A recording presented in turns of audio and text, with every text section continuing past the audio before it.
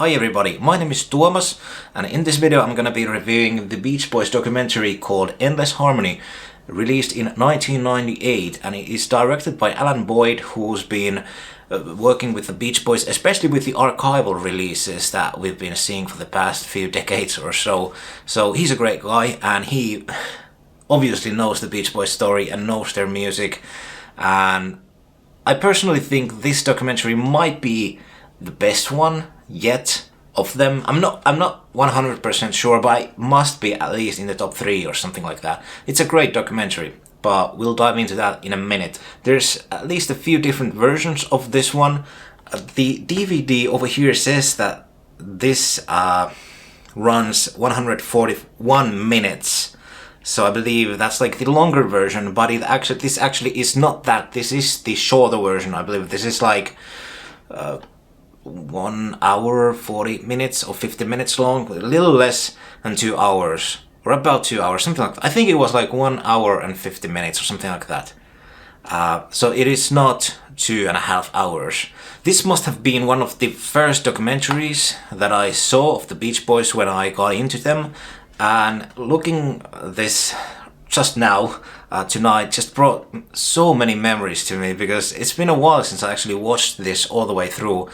If you haven't seen this in a long time, I highly recommend watching it again, because especially after the new Disney Plus documentary that came out a few weeks ago, it just brought so many thoughts into my head. And I'm gonna compare this a little bit. Oh, hello mosquito. Hello Mr. Mosquito. I have my balcony door open, so mosquitoes are flying in. Anyway, that's the point. I'm gonna compare this a little bit to the Disney Plus documentary, but you know, I just did a review of that one, so if you want to know what I thought about that in more detail, look that one up. But first of all, let's just start diving into it. This documentary is very much a product of its time. It really looks like a 90s TV documentary.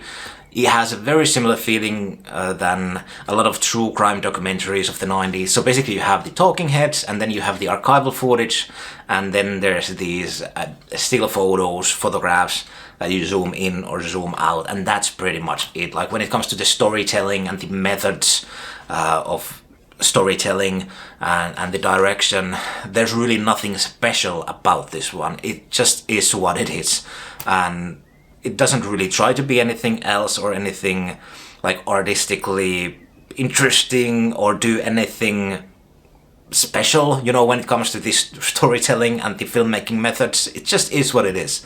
And if you can get past the fact that it is a bit dated in that sense, the presentation, image quality is a little bit blurry, it's not 4K, it's a great documentary. And I think the editing overall and the pacing is so much better than in the new one.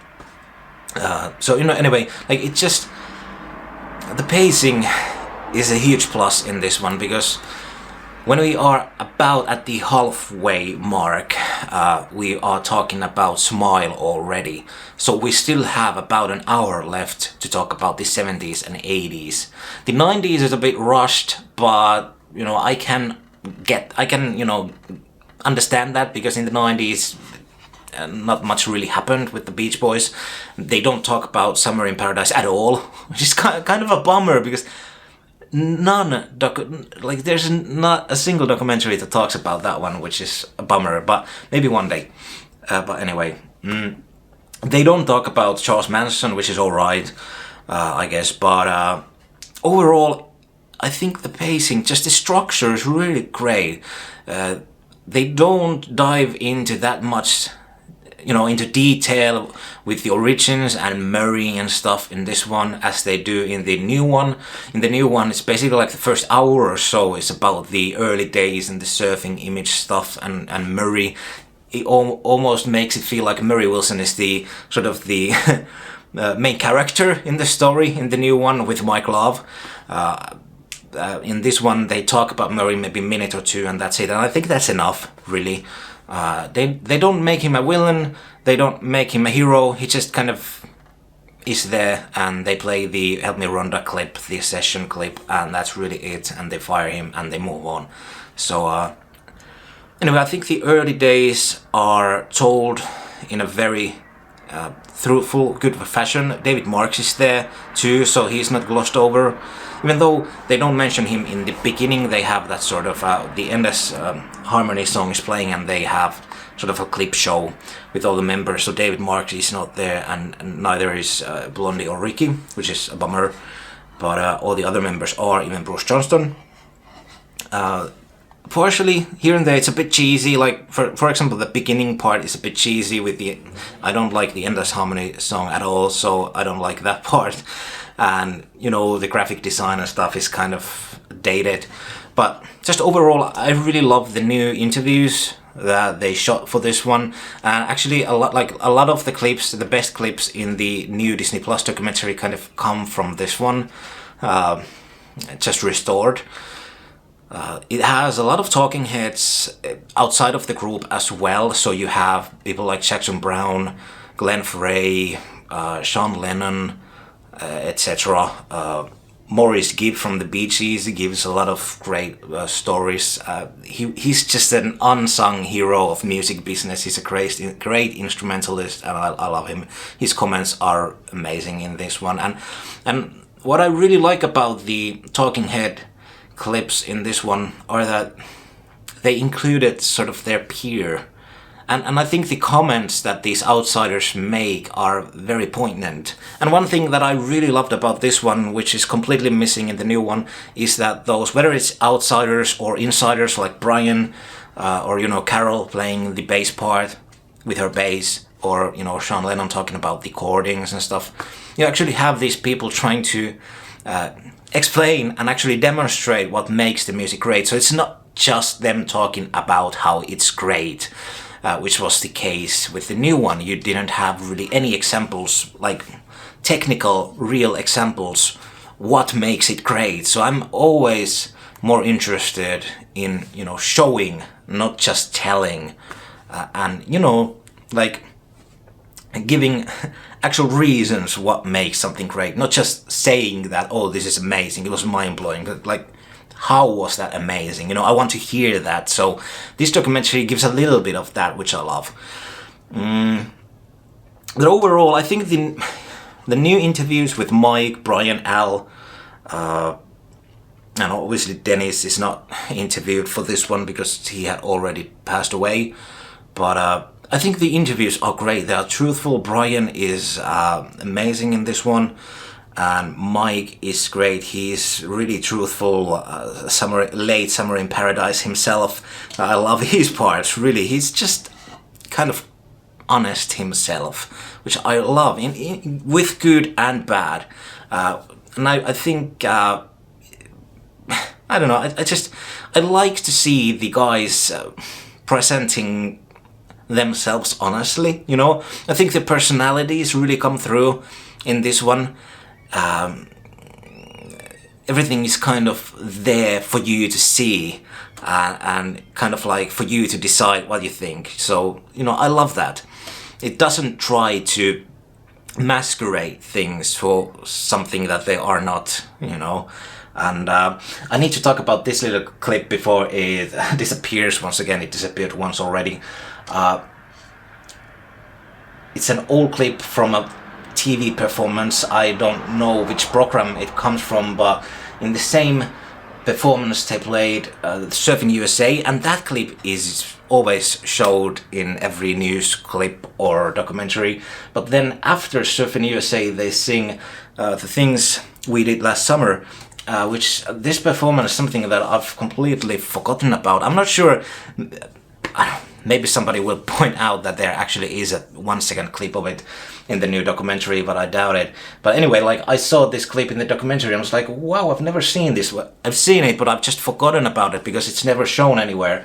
It was so great. You got Dennis up front and David is there, and it has a very, very beautiful mood, and the lighting and everything. I would love to see this one restored. And overall, this whole documentary is filled with great archival footage, and I think it beats the new one in you know, that area as well, because even though there's a lot of talking heads, mostly it is archival footage of the guys. And the new one it almost feels like it's like talking heads and then half basic stock footage of sort of like the era, and then half archival footage. And there's actually very little like new or super interesting stuff. The best restored footage was in the trailer already, to be honest. But this one just has so much stuff going on, and they show so much of the great late 60s, early 70s era, especially from the Europe shows and tours, which is I hadn't seen those clips in a long time, and seeing them doing cotton fields, for example, and Dennis looking so fucking cool with his leather jacket, and Al and everybody, Mike doing his sort of weird baby like he's holding a baby thing, like, and I think they're playing like in some harbor in the nighttime or something like that. Like, it has a lot of those cool moments that you don't really see anywhere else, and it just reminded me how much there actually is footage of the Beach Boys that is sort of lost and kind of unseen, and all that stuff just needs to be restored and released. And yeah, it just got me thinking about this sort of anthology type of a project. If you've seen the new Bon Jovi documentary, they sort of do that. It's like a 4-part thing. I think it's like adds up to 6 hours or something. It's a great documentary. Even if you don't like Bon Jovi, I highly suggest you to check that out, because it talks about things that you don't often see in a music documentary. Sort of the main story, or that thing that's happening throughout that whole documentary, is the losing of John's voice. So I think that's sort of a, you know, and his kind of struggles with his voice. So I think that's a very interesting point of view for a documentary. But anyway, Grateful Dead had a great documentary series as well, I don't know, 5, 6, 7 years ago or something like that. And I think that was like a 5-parter too. And it didn't gloss over anything. And I loved that one. And I think the Beach Boys, more than any American band, really deserve that type of a, you know, documentary. You could have the first part of being about the origins and the, you know, the early days, the surfing image, then go to the sort of the artistic period with Pet Sounds and Smile, and then, you know, late 60s and early 70s. And, you know, like, that would be so amazing. But anyway, I'm getting sidetracked. But like, this documentary is just such a great watch.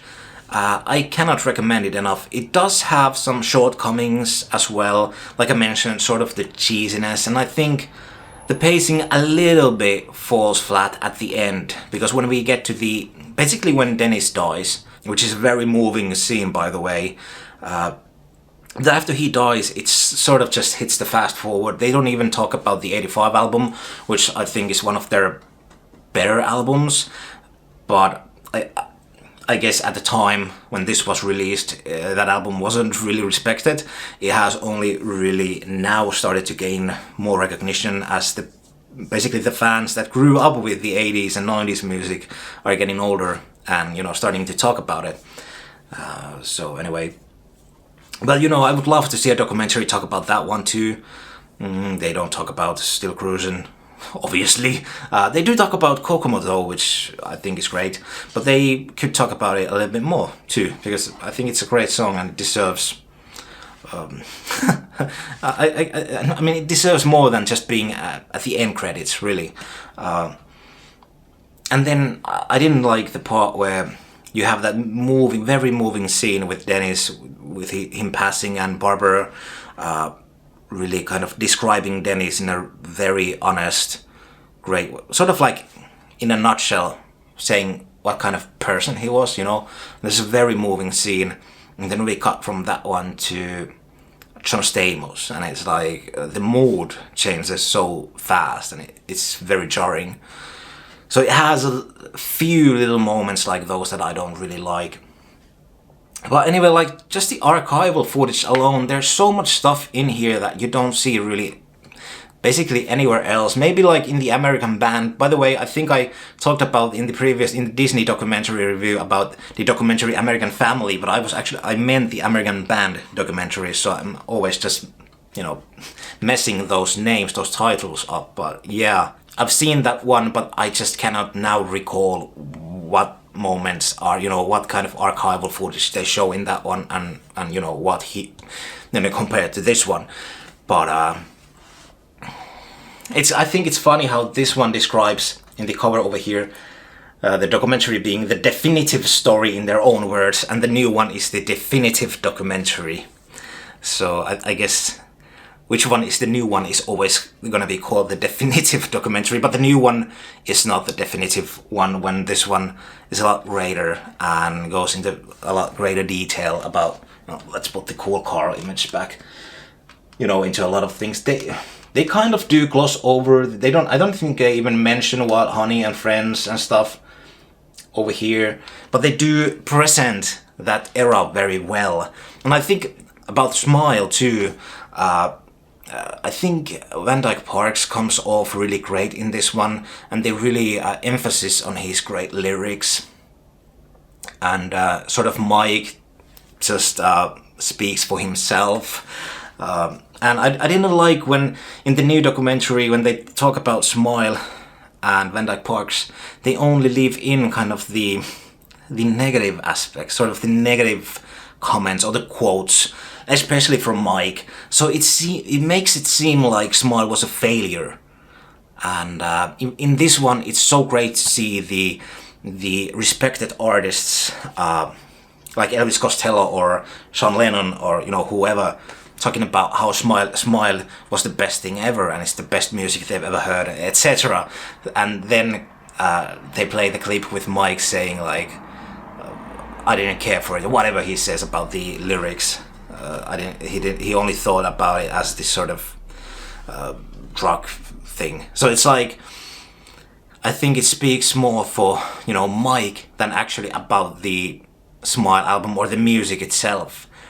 But when in the new documentary they just play sort of the Mike clip, it makes it seem like that's the consensus of the music that people have, of the music. So, anyway. Highlight for me must be the late 60s, sort of like the Friends, and throughout the sort of the Holland era, that whole part, that section. I think it probably lasts, it probably lasts like 15-20 minutes in this one. So it's quite a lot, kind of, especially because there's a lot of filmed footage of that era, video and film, which would look phenomenal if it was restored, by the way.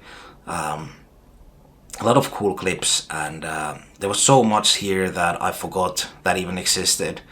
And the band just looked so cool in that era, and the music is great. There's even and I have got to mention, the soundtrack of this one is great, excluding the title track. I despise that song, but overall, just the soundtrack is phenomenal. They even play Cool Cool Water almost completely, even the live performance, which is super cool. And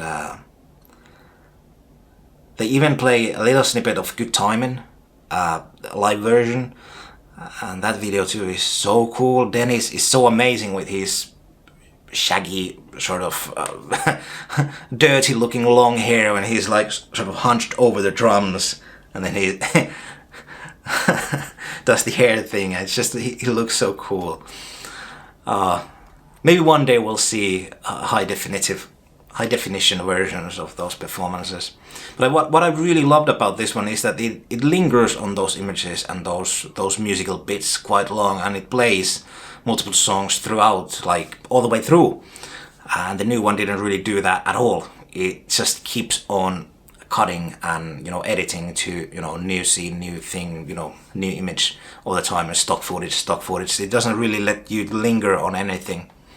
And this one, in that sense, I feel is much greatly edited and put together overall. But anyway, I could ramble on for hours about this one too, but let's just wrap this up. I know the new documentary has brought in a lot of new fans already, which is great, but if you want to learn more about them and see more of that, sort of that era of the group that was glossed over in the new documentary and even not talked about at all. I mean, even Love You gets talked in this one, and there's a great clip of Brian playing the Nut Was So Young, and saying that Love You is his favorite album, and so check this one out. This is an essential view, I feel, for every Beach Boys fan. And yeah, I hope there's more to come after the new documentary, because it is not the definitive documentary. I guess that's all I have to say about it. What do you think about it? I love it. I really love it. Other documentary that I could highly recommend, people have been asking me which documentaries you'd recommend for new fans. Well, this one obviously, and also the Brian Wilson songwriter documentaries. It's a I'm tired. It's a two-parter. The first part is about the 60s, and the second part is about the 70s until early 80s.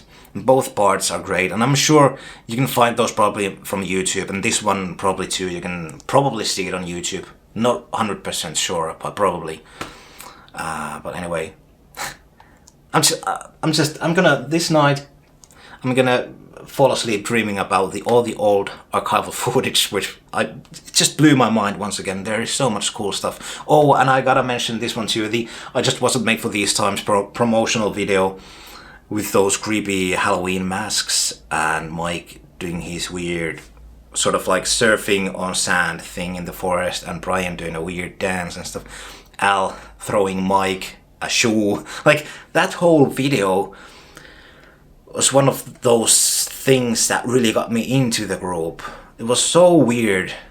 And you gotta remember, back in those days, people didn't do music videos, so that's... I would love to see that restored. And it's not a music video, it's a promotional video.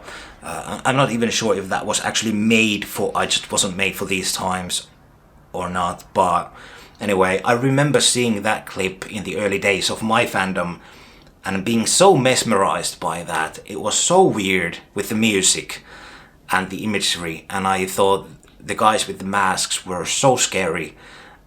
And thinking about the Beach Boys and this, and then the smile stuff, and it just got me going crazy. Like, it just got me into that sort of loophole or wormhole, rabbit hole, what you call that. And it's sort of been endless exploration after that one. But it's just brought me memories how, seeing that the first time blew my mind. And I love it how they include the whole thing in this one. So anyway, thanks for watching. This was it. See you on the next one. Take care. Bye bye.